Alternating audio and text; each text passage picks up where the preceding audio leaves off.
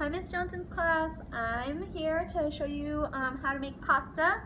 So you first start by measuring out your flour, and I weighed the flour instead of measuring it out with the traditional cups, and that's just a preference of mine. I think it's more accurate.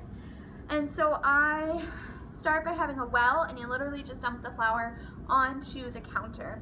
Then you make a well within the flour. So you take your hand, and I just take a couple fingers and make a circle, enough so that the eggs can fit inside there.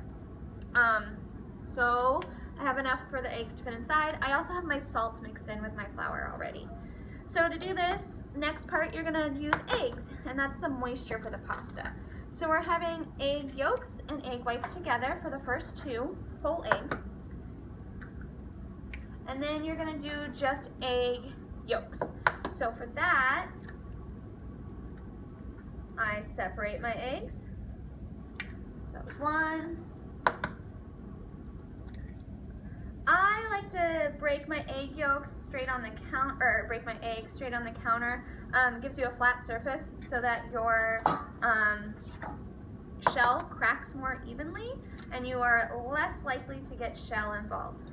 For separating eggs, that means that you're less likely to break your yolk, which is something that matters.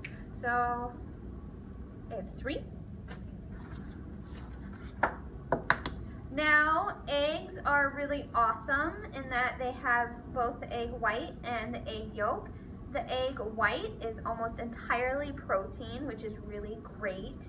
And then the egg yolk is all fat. And so we like to put a lot of fat in our pasta so that it is pliable and tastes good. And so that's why there's more yolks than there are whites. So I'm looking for a fork now. It's always hard in the kitchen. So you take your fork when you're ready to go. You have all your eggs and whites and yolks here. You whisk until it's all broken up. And then you slowly start incorporating flour.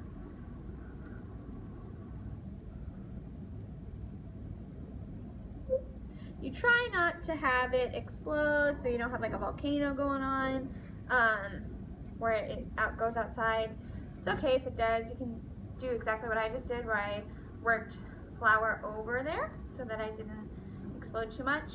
But you're gonna get to a point where it's gonna be hard to mix, and that's totally fine. That just means that you have incorporated most of your flour that you need. So I bring it in, keep bringing it in.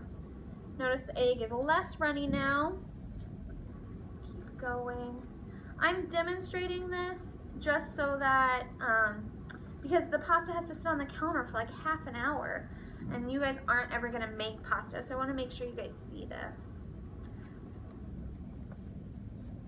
It has to sit on the counter so that the flour relaxes, so you don't get that strong gluten bond forming, and also so the pasta is workable and all the moisture is incorporated into it.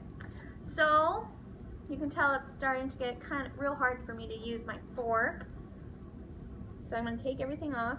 It helps if you have your hands floured, and I always just cover my hands in the most floury area, and you start kneading it in. Now, kneading is a process that you do not use your fingers for. You want your hands to stay as flat as possible, and you are going to get it till it's a nice ball shape. If you don't use all the flour, totally fine. The amount of flour depends on how big your eggs are, how big the yolks are, how much moisture is in the air, so the humidity from day to day. So you kind of do have to eyeball it, which is fine. But you get it till it's nice and kneaded into a nice clean ball, which looks like this. And then we saran wrap this and just let it sit on the counter until you're ready to use it. Good luck, guys.